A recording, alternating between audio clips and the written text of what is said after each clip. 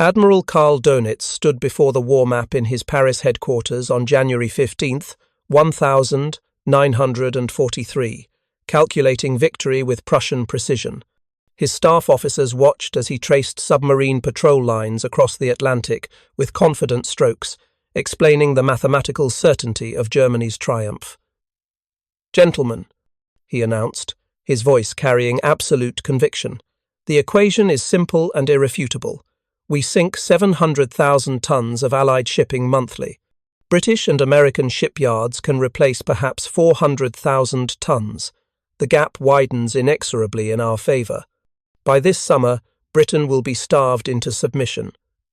His calculations were methodical, based on intelligence reports carefully compiled by Beobachtungsdienst analysts. German naval intelligence had documented every major shipyard in Britain and America, cataloguing their capacity, launch schedules, and construction timelines. Their assessment seemed conservative and reliable. Allied shipbuilding followed traditional, maritime construction methods, with each vessel requiring 8 to 12 months from keel laying to launch. Experienced shipwrights, specialized components, and complex welding procedures limited production capacity to predictable levels. The numbers appeared unassailable. Britain possessed approximately 40 major shipyards capable of building cargo vessels. The United States had perhaps 60, though many were primarily naval facilities. Even operating at maximum capacity, these yards could not possibly match the destruction wrought by over 400 operational U-boats hunting in coordinated wolf packs. Captain Zur C. Günther Hessler, Dönitz's son-in-law and chief analyst, reinforced this assessment with detailed projections. "Herr Admiral, our conservative estimates show that even if the Americans double their current production rate, which would require miraculous expansion of their industrial capacity, they still cannot keep pace with our sinking rates. The Allies face an impossible mathematical problem." What Dönitz and his confident staff could not imagine was that thousands of miles away, an American industrialist named Henry J. Kaiser was solving their impossible equation with methods that violated every assumption of traditional shipbuilding. Kaiser wasn't thinking like a naval architect bound by centuries of maritime tradition. He was thinking like a man who had built dams, highways, and the Grand Coulee Dam ahead of schedule and under budget. Kaiser looked at ship construction and saw not an ancient craft but a modern assembly problem. While German analysts calculated based on traditional shipyard methods, Kaiser was reinventing the entire process using techniques from automotive manufacturing and construction engineering. The German intelligence failure began with fundamental assumptions about industrial capability. Their analysts understood traditional shipbuilding intimately. They knew that constructing a cargo vessel required specialized shipwrights who had served lengthy apprenticeships, learning the complex art of shaping steel plates to compound curves, fitting thousands of components with precise tolerances, and executing welding procedures that ensured structural integrity under the immense stresses of ocean warfare. Before we jump back in, tell us where you're tuning in from, and if this story touches you, make sure you're subscribed because tomorrow I've saved something extra special for you. These skilled craftsmen were limited in number. Training new shipbuilders required years. German analysts reasonably concluded that Allied shipbuilding capacity was fundamentally constrained by available skilled labor. You couldn't simply hire factory workers off the street and expect them to build ocean-going vessels. The complexity was too great, the skills too specialized, the margin for error too small. This assumption, perfectly logical based on centuries of maritime construction history, would prove catastrophically wrong. Kaiser understood something German analysts missed. Complexity could be managed through simplification, standardization, and revolutionary process changes. In Richmond, California, and Portland, Oregon, Kaiser's shipyards were becoming factories in the most literal sense.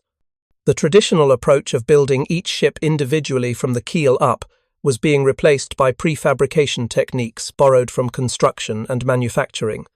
Rather than crafting each vessel as a unique creation, Kaiser's engineers divided Liberty ships into modular sections that could be built simultaneously in different parts of the yard.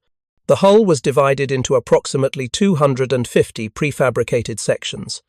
Engine rooms, deck houses, and bow sections were constructed as complete modules on shore, equipped with piping, wiring, and fixtures before being lifted into position. This parallel construction method meant that instead of one team working sequentially through the ship, dozens of teams worked simultaneously on different sections. German naval architects, learning of these methods through intelligence reports, were dismissive. Traditional shipbuilding wisdom held that vessels constructed in sections would lack the structural integrity of conventionally built ships. Welding prefabricated modules together, rather than building from continuous plates, would create weak points. The ships would break apart in heavy seas or under the stress of torpedo damage. These concerns weren't entirely unfounded. Early Liberty ships did experience structural failures, with several breaking apart in rough Atlantic weather. But Kaiser's engineers analyzed each failure, redesigned problem areas, and implemented fixes across the entire production line. The ships evolved rapidly, incorporating lessons learned from both peaceful sea trials and combat damage. What German intelligence completely failed to grasp was the scale of transformation occurring in American shipyards. Kaiser wasn't just building ships faster, he was creating an entirely new industrial system that could train unskilled workers to perform specialized tasks through extreme standardization and division of labor. Traditional shipbuilding required workers who understood the entire vessel and could adapt their work to the unique requirements of each ship. Kaiser's system required workers who could master one specific repetitive task: welding a particular joint, installing a standard pipe fitting, or bolting together prefabricated modules following precise instructions. This seemingly minor distinction had revolutionary implications. A traditional shipwright might require 3 to 5 years of training. A Kaiser worker performing specialized repetitive tasks could become proficient in 3 to 5 weeks. This meant the available labor pool expanded exponentially. Retired workers, women entering industrial employment for the first time, and men previously rejected by traditional shipyards could all contribute to Liberty ship production. By early 1943, as Dönitz calculated his certain victory, Kaiser's Richmond Yard No. 2 employed over 90,000 workers operating in 3 shifts around the clock. The yard had become the largest shipbuilding facility in human history, covering hundreds of acres with construction berths, prefabrication plants, and assembly areas. German intelligence analysts, accustomed to traditional shipyards employing hundreds or perhaps a few thousand workers, couldn't conceive of this industrial scale. The information did reach German naval intelligence. Abwehr agents in neutral countries reported American claims about rapid ship construction. These reports were systematically discounted as propaganda. When Americans claimed to have launched a Liberty ship in 80 days, German analysts nodded knowingly. Possible, if every resource was concentrated on one vessel for publicity purposes, but utterly unsustainable for mass production. When reports emerged of a Liberty ship launched in 40 days, German intelligence officers laughed openly. Such claims were obvious American exaggeration, designed to boost morale and intimidate enemies. The structural impossibility of such rapid construction was self-evident to men trained in proper naval architecture. Then came reports that defied even generous interpretation as propaganda.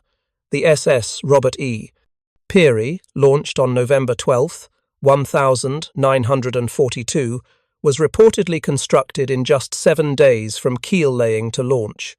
German intelligence dismissed this as a publicity stunt involving a partially completed hull, not actual construction from raw materials. They were wrong.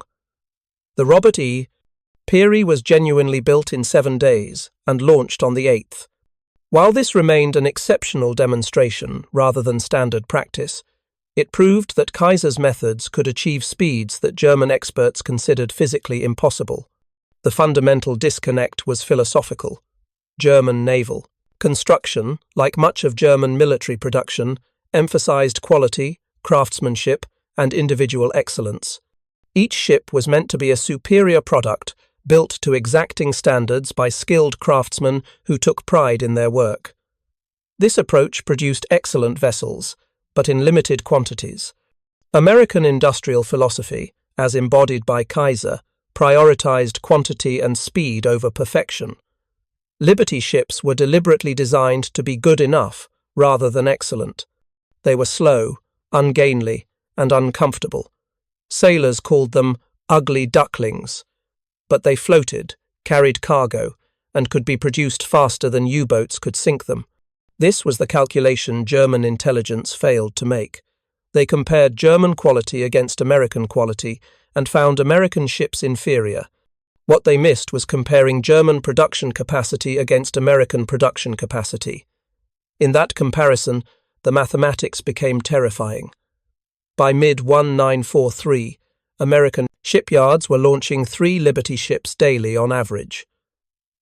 German intelligence, receiving these figures, performed careful analysis and concluded the numbers must be inflated by at least 50% for propaganda purposes. Even accepting the inflated figures, they reasoned, the production rate couldn't be sustained. They were systematically underestimating by even greater margins. At peak production in 1943, American yards launched an average of 3 ships per day, but this figure masked even more impressive surge capacity. Individual yards could and did launch multiple vessels on the same day during special production pushes. Kaiser's Richmond Yard. Number 2 alone launched 490 Liberty ships during the war, averaging more than 1 ship every 3 days from a single facility. When German analysts encountered this data, they concluded there must be multiple yards operating under the same designation. The alternative, that one shipyard could achieve such production rates, violated everything they understood about maritime construction. The intelligence failure extended beyond simple number counting. German analysts failed to recognize the systemic nature of American industrial transformation. They saw individual data points, anomalies that could be explained away, rather than recognizing the pattern of wholesale industrial revolution. Traditional economic models suggested industrial expansion followed predictable curves, limited by capital investment, skilled labor availability, and supply chain constraints. The American shipbuilding expansion violated all these models simultaneously. Capital flowed from government contracts on unprecedented scales. Labor materialized from previously untapped populations. Supply chains adapted with startling flexibility. German planners, operating within their own industrial constraints, projected these constraints onto their enemies. Germany faced critical shortages of skilled labor, raw materials, and industrial capacity. They assumed American production faced similar limitations, perhaps somewhat less severe due to America's larger population and geographic advantages, but fundamentally constrained by the same factors. This projection bias prevented German intelligence from recognizing that American industrial organization operated under fundamentally different principles. While Germany maximized efficiency of existing industrial structures, America was creating entirely new industrial structures optimized for specific production goals. The shipbuilding revolution was part of a broader transformation. Aircraft production, tank manufacturing, and ammunition production all experienced similar exponential growth through application of mass production techniques. But shipbuilding was special. Ships were the most complex, largest industrial products of the era. The fact that ships could be mass-produced like automobiles should have signaled to German intelligence that their entire understanding of American industrial capacity required fundamental revision. Instead, each piece of intelligence suggesting American productive capability exceeded German estimates was individually explained away. High production figures were propaganda. Rapid construction times were publicity stunts. New shipyards appearing in intelligence reports were existing facilities under new designations. The alternative, that America was achieving industrial mobilization on a scale without historical precedent, remained unconsidered. By the spring of 1943, as Admiral Dönitz's confident predictions of Allied shipping exhaustion approached their prophesied fulfillment, the actual mathematics were moving decisively against Germany. American shipyards were not producing 400,000 tons monthly to replace 700,000 tons of losses. They were producing over 1.5 million tons monthly and accelerating. The gap Dönitz calculated with such confidence was closing, not gradually, as production capacity slowly expanded through traditional industrial growth, but with shocking speed as revolutionary production methods reached full capacity. The mathematical certainty of German victory was dissolving into the mathematical certainty of German defeat, and the men making strategic decisions remained unaware that the equation had fundamentally changed. On April 6, 1943, Korvettenkapitän Peter Gerlach surfaced U-415 inches, the pre-dawn darkness of the North Atlantic, preparing his daily position report to U-boat headquarters. His patrol had been moderately successful. 2 merchantmen confirmed sunk, totaling approximately 14,000 tons. Following standard procedure, he began his encrypted transmission. Square B 8547, 2 vessels destroyed. Continuing patrol. What Gerlach couldn't know was that before his message reached Dönitz's headquarters in Berlin, it had already been decoded at Bletchley Park and relayed to the Admiralty's submarine tracking room. But even more importantly, what neither Gerlach nor Dönitz understood was the actual impact of those 2 sinkings on Allied shipping capacity. The 2 vessels Gerlach had destroyed were being replaced before their loss was even reported. Not in months or weeks, but in the literal time it took U-415 to reload its torpedo tubes. While Gerlach celebrated his small victory, 3 new Liberty ships slid down, launching ways in American shipyards. The SS John Muir in Richmond, California, the SS Samuel Gompers in Portland, Oregon, and the SS Booker T. Washington in Wilmington, North Carolina. German naval intelligence operated sophisticated tracking systems to monitor Allied shipping losses and construction. Their analysts maintained detailed records of every confirmed sinking, probable kill, and damaged vessel. They cross-referenced these losses against intelligence gathered on Allied shipyard capacity, launch schedules, and construction programs. The mathematics seemed clear and favorable.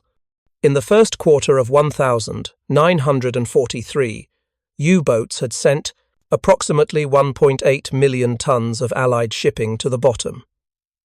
German intelligence estimated Allied shipyards had produced perhaps 1.2 million tons of replacement tonnage during the same period. The net loss to Allied shipping capacity was therefore approximately 600,000 tons. At this rate, Allied merchant fleet capacity would be exhausted within 18 months, well before American military production could turn the tide of war. Every number in this calculation was wrong. Not slightly incorrect or somewhat underestimated, but fundamentally, catastrophically wrong.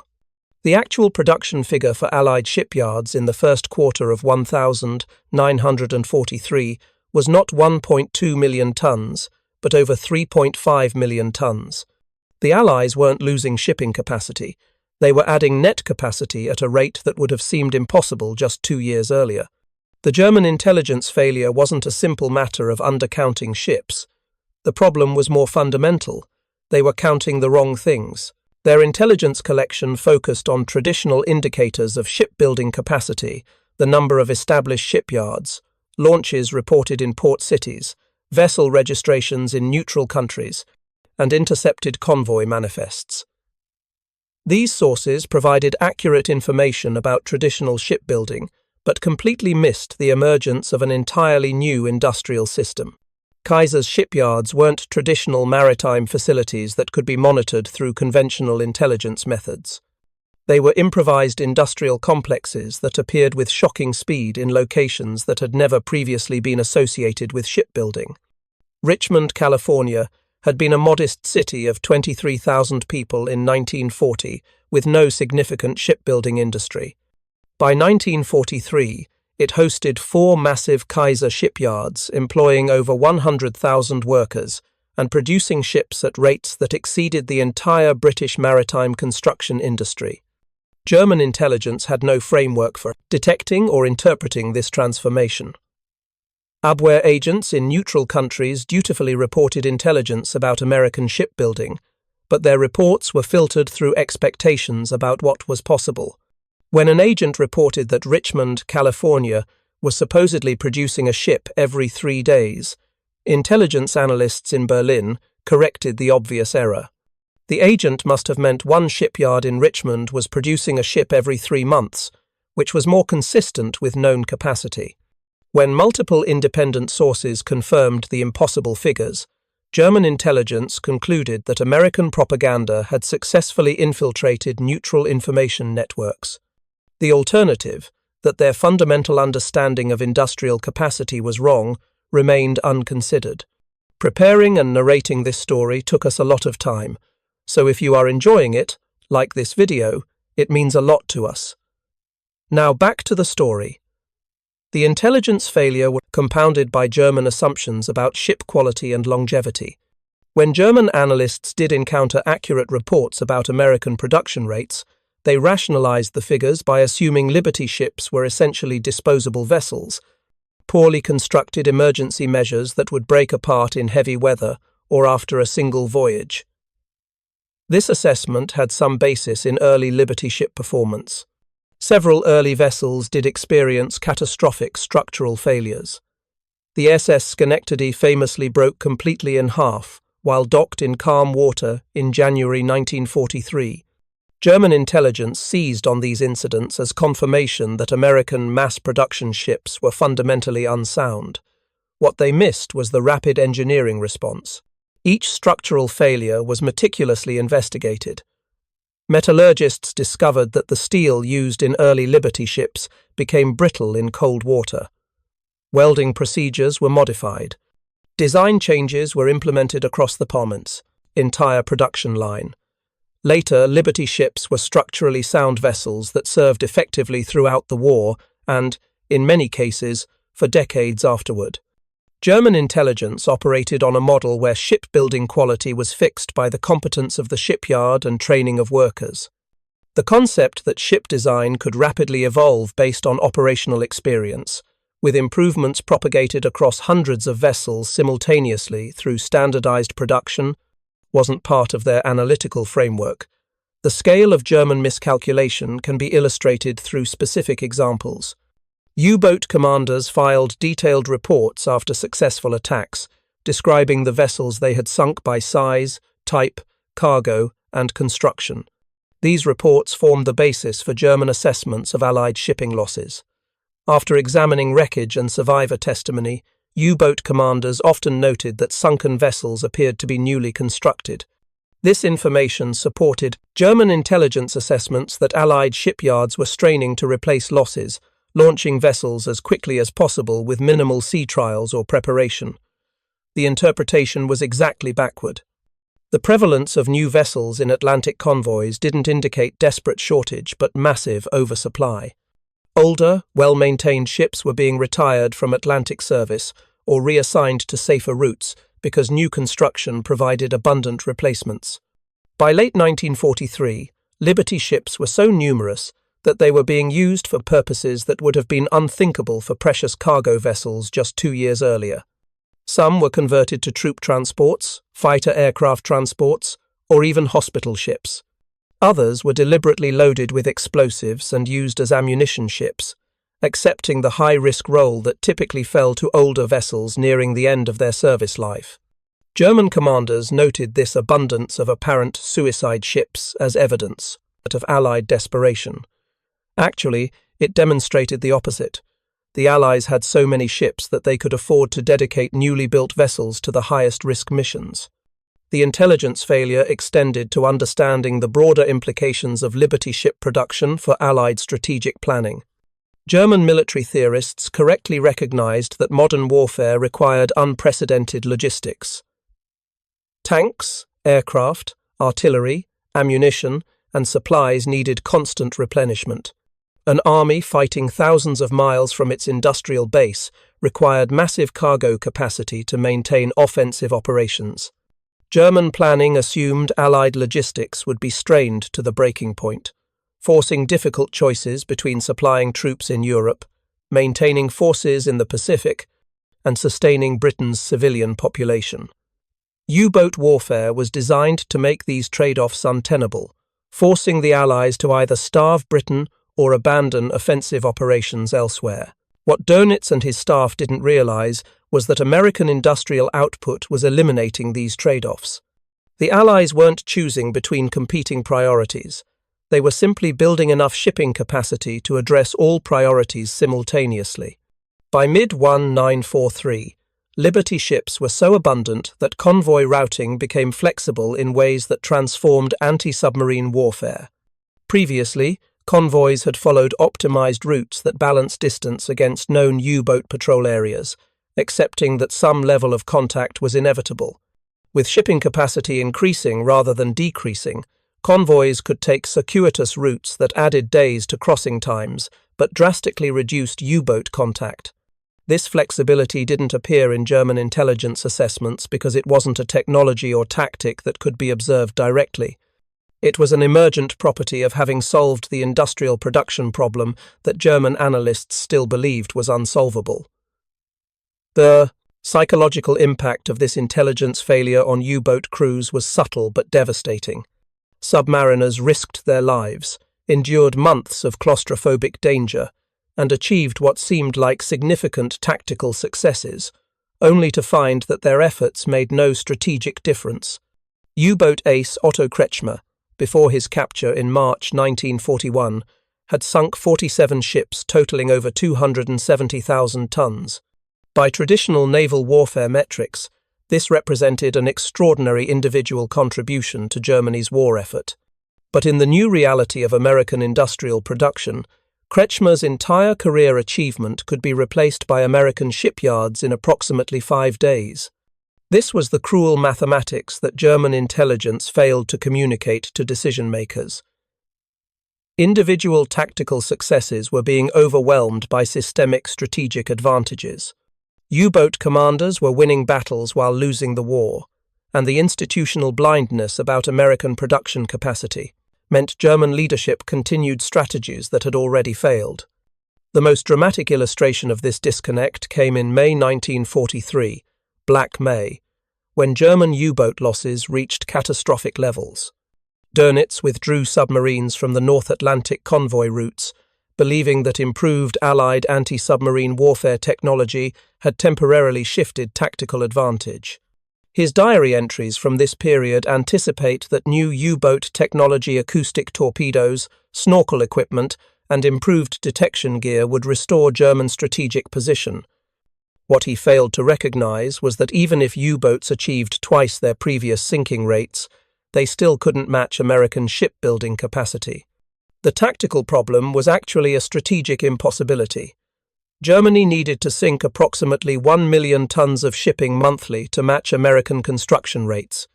Achieving this would have required maintaining about 300 operational U-boats in the Atlantic, simultaneously, with each boat sinking over 3,000 tons monthly.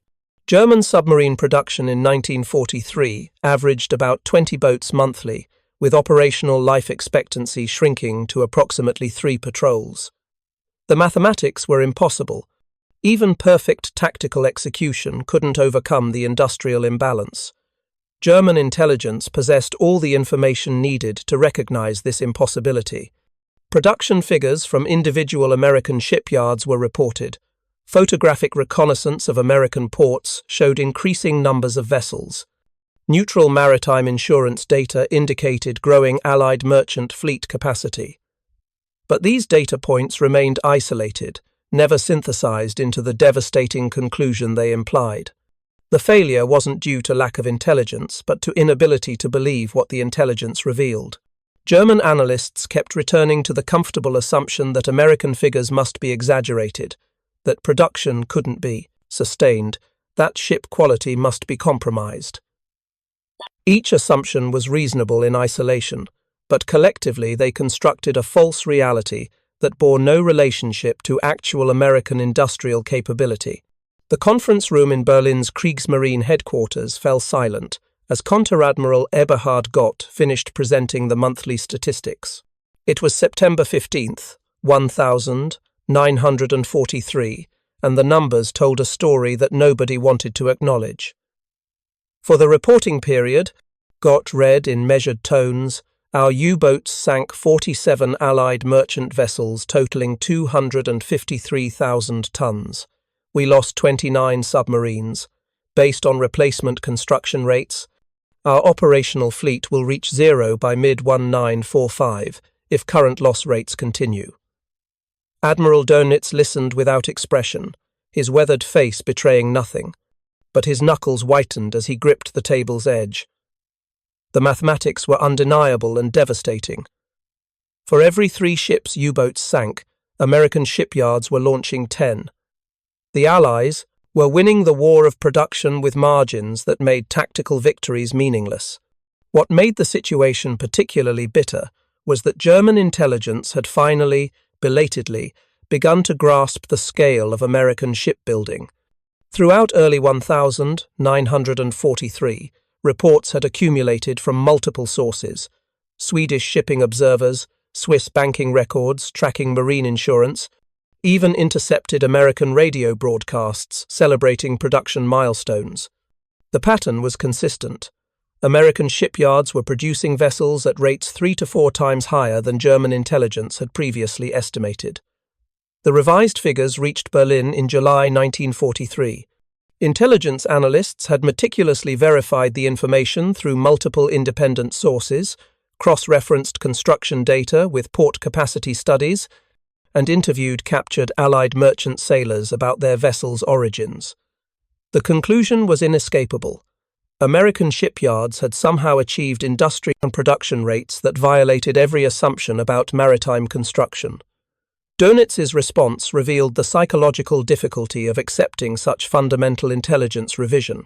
Rather than immediately adjusting strategy, he ordered yet another verification study. Perhaps the intelligence was counting the same ships multiple times. Perhaps American figures included vessels that were structurally unsound and would never see combat service.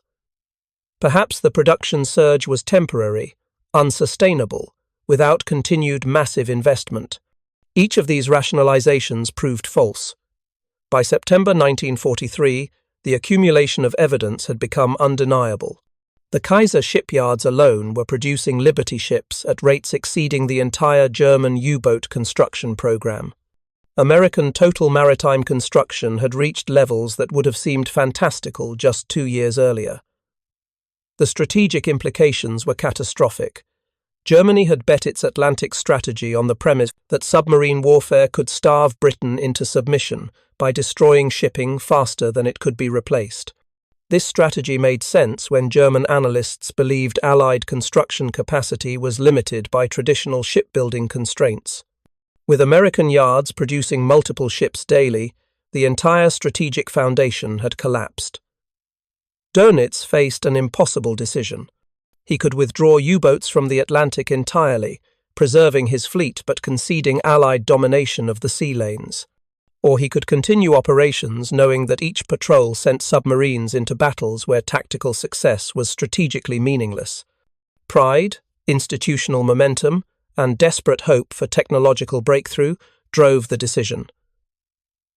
U-boat operations would continue. New technologies, acoustic torpedoes, snorkel equipment, improved radar detectors would supposedly restore tactical advantage. But everyone in the conference room understood the deeper truth. They were fighting to delay defeat, not achieve victory. The human cost of this decision would prove enormous. From September 1943 through war's end, Germany would lose over 500 U-boats and 25,000 submariners. These losses occurred after German intelligence had finally recognized that Allied shipping capacity was increasing rather than decreasing. The men died not in pursuit of possible victory, but in service to strategic denial about what the intelligence revealed. The Liberty ship program's final accounting would demonstrate the totality of German miscalculation. From 1941 through 1945, American shipyards produced 2,710 Liberty ships, totaling over 29 million deadweight tons.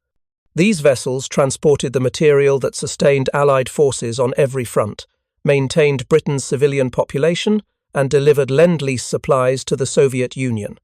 During the same period, U-boats sank approximately 2,700 Allied merchant vessels of all types, including but not limited to Liberty ships. The arithmetic was stark. Even if every single merchant ship sunk by U-boats had been a Liberty ship, which they were not American production, would still have achieved complete replacement with surplus capacity. The actual figures were more favourable to the Allies. German records indicate that U-boats sank approximately 200 Liberty ships during the war, less than 8% of total production. The vast majority of Liberty ships survived the war intact, with many serving in merchant fleets for decades afterward. Some remained in service into the 1,970 long after the submarine force that failed to stop them had been destroyed. These numbers revealed the magnitude of German intelligence failure. At the beginning of 1943, German planning assumed Allied shipbuilding could produce perhaps 400,000 tons monthly. The actual figure exceeded 1.5 million tons monthly by mid-1943 and reached over 2 million tons monthly in 1944. German estimates were wrong by a factor of 5, and this miscalculation fundamentally determined strategic outcomes in the Atlantic. The failure wasn't simply about counting ships. It reflected deeper misunderstanding about the nature of American industrial capacity and organizational innovation. German analysts projected their own industrial constraints and methods onto their adversaries, assuming that traditional limitations on shipbuilding speed and scale applied universally. This projection bias prevented recognition that American industry had fundamentally transformed ship construction from craft production to industrial mass production. By the time German intelligence recognized what had occurred, the strategic window for response had closed. No adjustment in U-boat tactics or technology could overcome an industrial imbalance of such magnitude. The psychological impact on German naval personnel who learned these facts was profound. U-boat commanders who had risked their lives, attacking convoys, celebrating each ship sent to the bottom as a strategic victory, confronted the reality that their successes were statistically insignificant. Every tanker destroyed was replaced within days. Every cargo vessel sunk barely registered against the flood of new construction. Gross Admiral Dönitz maintained public confidence in U-boat warfare until the very end of the war. But his private diary entries from late 1943 onward reveal growing despair about strategic prospects. The September 15th entry, written after receiving final verification of American production figures, noted simply, "If these numbers are accurate, we have already lost the tonnage war." He didn't withdraw this assessment or develop alternative strategies. He simply continued operations that he privately acknowledged were futile. This continuation, despite knowledge of strategic impossibility, represents one of the war's most tragic miscalculations. German submariners continued sailing into battles they couldn't win, dying in pursuit of objectives that were mathematically unattainable. The final year and a half of U-boat operations achieved nothing except prolonging the agony. The Liberty ship program succeeded not through any single innovation, but through systematic application of industrial efficiency principles to a domain that had previously resisted such methods. Henry J. Kaiser's contribution wasn't inventing new technology, but recognizing that existing technology could be applied in revolutionary ways. Prefabrication, standardization, modular construction, specialized labor, and continuous process improvement were all established concepts in 1941. Kaiser's insight was that these concepts could transform shipbuilding if applied systematically and at scale. Where traditional shipbuilders saw craft, Kaiser saw manufacturing. Where naval architects saw custom design, Kaiser saw assembly line production. German intelligence failed to recognize this transformation because it required fundamental revision of assumptions about what was possible. Intelligence analysts are trained to identify deviations from established patterns, but Liberty ship production represented not a deviation, but a paradigm shift.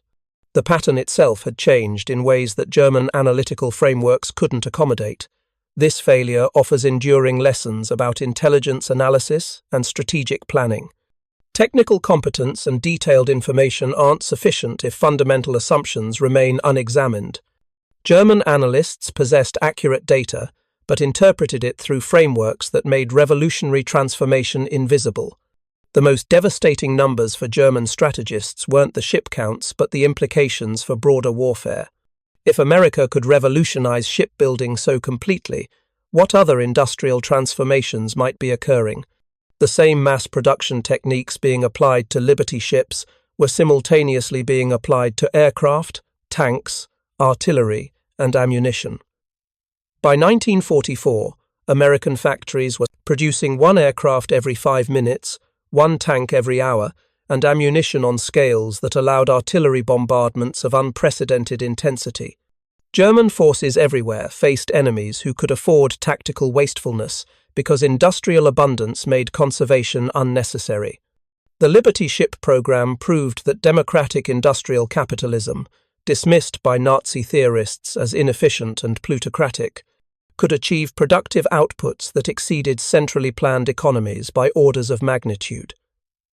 This ideological challenge was perhaps more threatening than the military challenge.